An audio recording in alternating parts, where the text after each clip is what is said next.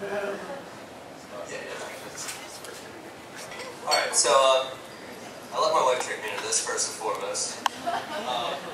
So I'm going to tell a story about how I met her, why I love her, you know, the usual crap.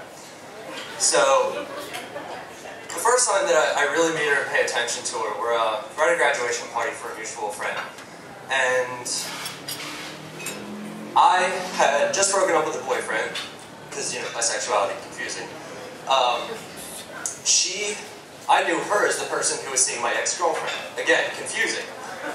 And we get to this party, and we're bored. We are so bored. There's nobody there worth a damn.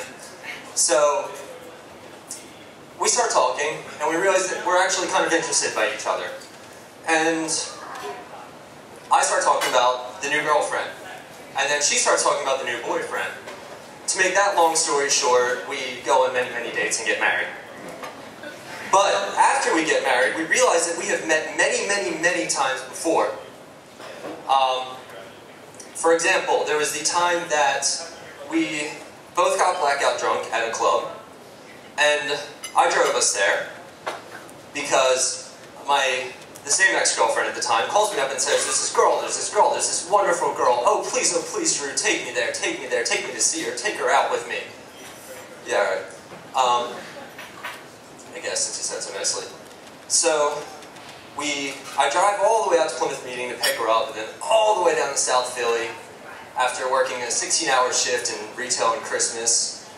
And we're going up to the Barbary, and this girl just irritates me right off the bat. She's so irritating. She's quiet, doesn't say a word to me.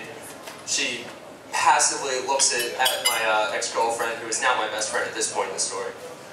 And I noticed that she keeps taking hits from a flask in the back seat. I absolutely hate open containers of liquor in my car.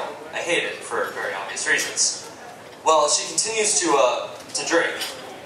And I look in the back, in the rearview mirror, and I look at her and I say, I can see you. Would you put that away? At which point she ends up putting it away. So we get to the club, and then she and my ex-girlfriend are dancing, and dancing and dancing, and I'm left alone wondering exactly why I said yes. This is a bad idea.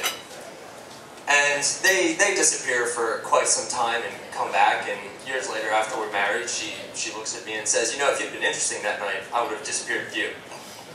Which was really nice to know many years later. Then, as we're talking, once again, we realized that we met again, even years before that. When I was a little goth boy of about 17, and I was at Nocturne. And she starts telling this story. She says, yeah, I went to Nocturne, I went out to make out with some guy, and it wasn't fun, so I just walked away from him. So I go back to the club. And you know, there was this guy standing outside, and I looked at him, and I pulled out a cigarette, and I just looked at him, and I said, liked her. And of course, I handed her the lighter. And fumbling after her was this other very inebriated man, who kept saying, what's your name, what's your name, what's your name? And she looks at him and she just goes, I am not telling you. And he stands around and he hangs around, and all of us, it's me, a buddy, and her, sitting on the step there. And we're all irritated by this guy. And he just keeps talking at us and talking at us and talking at us and saying nonsense after nonsense after nonsense.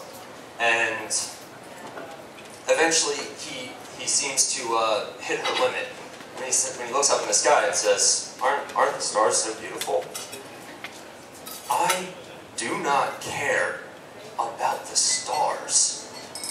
At which point he walks away, and those were a couple of times I met my wife.